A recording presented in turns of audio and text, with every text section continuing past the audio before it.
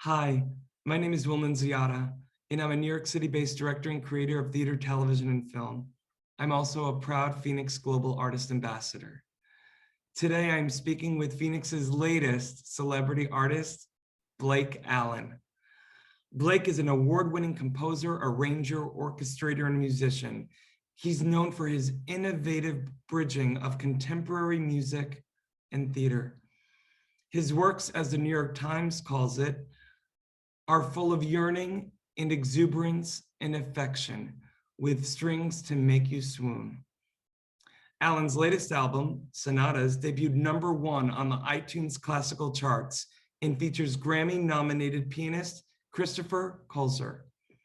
Blake has performed at Carnegie Hall with the New York Pops, The Who, the Eagles, Pink Martini, Philip Glass, to name a few, and in the orchestra pit of the hit Broadway show, Tootsie.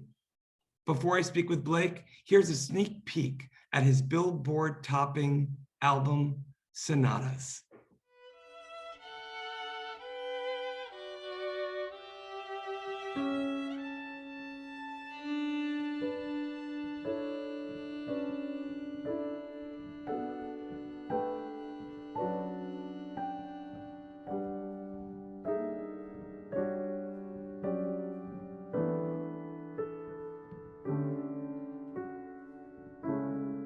Well, hello, Blake. How are you?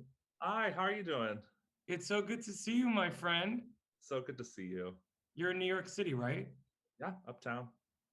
Listen, my friend, you are known as a Renaissance man here in not only the New York City community, but beyond.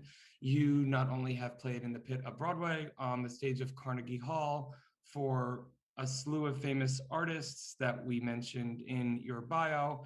You recently released, which we just heard, a song from your chart-topping Billboard #1 on the classical charts album, Sonata. Yeah, isn't that fun? It is so fun.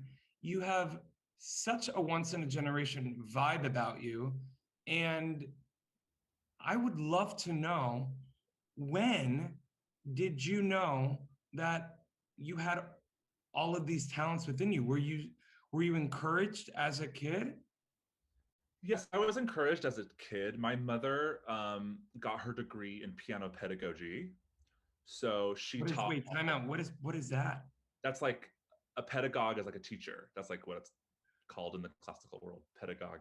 Excusez-moi. Pedagogue. So I started piano when I was 3, studying with my mom.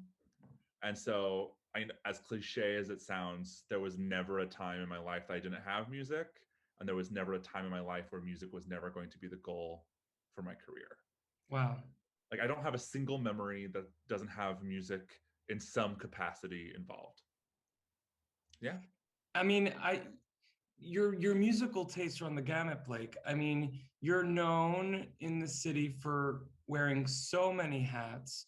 You have your award-winning An Evening with series, and that took place at the Green Room 42 in Midtown, and in which you basically rearranged and reconceived well-known songs Mhm. um, in a very unique yet correct way. Can you talk about how that whole concept came about for you?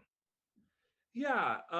So I have been working for Rob Fisher, who's a famous music director in the city, for a decade now.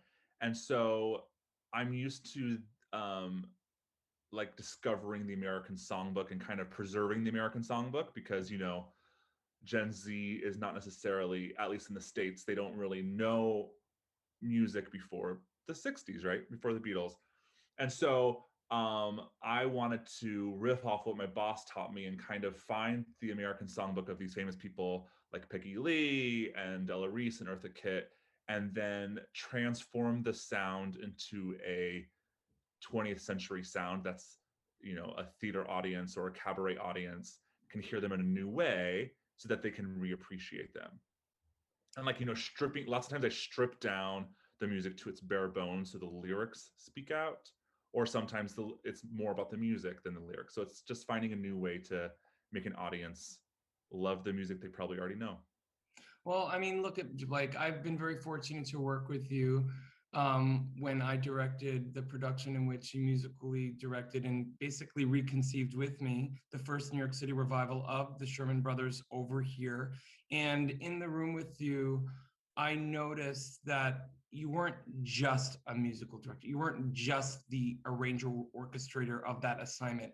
You had a craftsmanship artisan way about you. And then as I've gotten to know you, I've just been astonished about on how big your arsenal of knowledge is. And to think too, then when I'm listening to your album that hit #1 on the Billboard charts, the classical Billboard charts, where did that amazing, again, I have no other word but to say once in a generation album idea. Everyone has to go get it, by the way, because I know we just played a little bit of a track. And I mean, the album cover in itself is its own beautiful like dreamscape that I just want to watch to go to sleep every night. Where did that idea come about for Sonata? So I was asked to, I was commissioned to write a piece for the Metropolitan Museum of Art for a concert there. Oh, wow. And I just, got inspired. This was about the time of the political uprising in 2016, around like the summer. And so there was just a lot of energy in the city about like that. And it was dark and scary. So then I kind of thought about what are my fears. One of my deepest fears is dark water, just like being in the ocean and looking down, you can't see the bottom. That's like what Mm. terrifies me. And so around the same time is when I saw a deep sea documentary. So I had this idea about making music that you splash in the water and go all the way to the abyssal plain. So each movement's like a layer of the ocean. Oh my That's where God. that idea came from. Blake, you're genius, you. And then the other one was I wrote a score for a play about aliens. So the whole As you idea of do. doing, As as, you do, Blake. as From and Carnegie Hall to Alien. Like, of course. and so the concept of the album came about with I had to record the music for this play, and I was like, if I'm already having 25 minutes of music being recorded for the play, why not and it's basically a cello sonata with extended techniques in the piano, why not just also record my other sonata? So I created the album Sonata, so a cello sonata and a violin sonata. I love it. That's amazing. And just to know the backstory too, I can't wait to re-listen to it now and knowing how it came about for you. And I mean, look at I think of you and I think, wow, this is a guy that could, when Broadway reopens, conduct any show a few streets away from where I am in Midtown to, creating a symphonic piece to be played with symphony orchestras all around the world, to continuing to reimagine classics and bringing it to today. What is next for you as you look ahead to the idea of a post-pandemic world? Okay. Um, I got some really great advice from you and from my other friend who's in the industry right when everything started shutting down, right? We did not know that it was going to be more than 2 weeks. And then when we started finding out there was going to be a long time, and you and my friend told me to just work and try to transform to what the future is going to be. If we look back to the last pandemic of 1918, what came out of that? The Gershwins, um, ultimately Richard Rogers, Kern, because before that it was Sixfoot Follies and operetta. So we don't really know what the world's going to be after this. Mm, So I had this bright idea that once my classical album hit the top of the charts, I was like, okay, so there is this world that I can tap in recording. Because, you know, that no matter where you live in the world, no matter what your financial capabilities are, people can always listen to music, right? Whether that's on YouTube or Spotify, you download it, you buy it off of my website, stuff like that. So then I just started to transform things I've already created into album format. So I have an album coming out in April of one of my theater pieces. that's amazing. And then that pivots me into wanting to talk about, I can't help but think an app like FENIX that you're now a celebrity artist, a part of, that your stuff has always been transcendent. And now, with the opportunity of you being a celebrity artist of FENIX, for the world to be able to get to know you through the array of creations that you create. That was not the best way to say it, creations you create, but you know what I mean, Blake. Yeah. Thank you there. But what is it like for you to think about reaching an audience outside of the one you already have? I mean, that's kind of the dream, right? It's we collectively, I guess I should transfer that to I create things, whether that's music or theatrical pieces or arrangements, out of a love for the material, and so we always want to just Mm, share it with the world. And so mm, an app like FENIX, where it can branch out to worldwide and not just like this collective New York pod that I live in, is just, mm.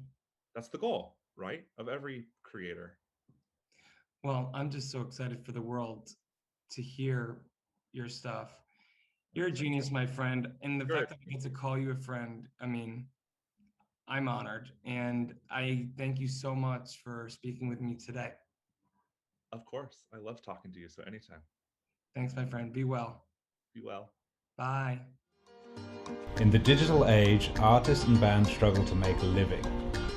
In fact, only a small number of artists can live off their craft. For the 98% of artists that don't have the luxury of being signed to a label, it's tough. But artists deserve to live off their art. Wherever you are around the world, appreciation of music does not change. FENIX brings bands and their fans together, whilst allowing bands to properly monetize their passion. The FENIX app will directly connect bands and fans with no need for middlemen. We're utilizing the blockchain to give the power back to the artist once and for all.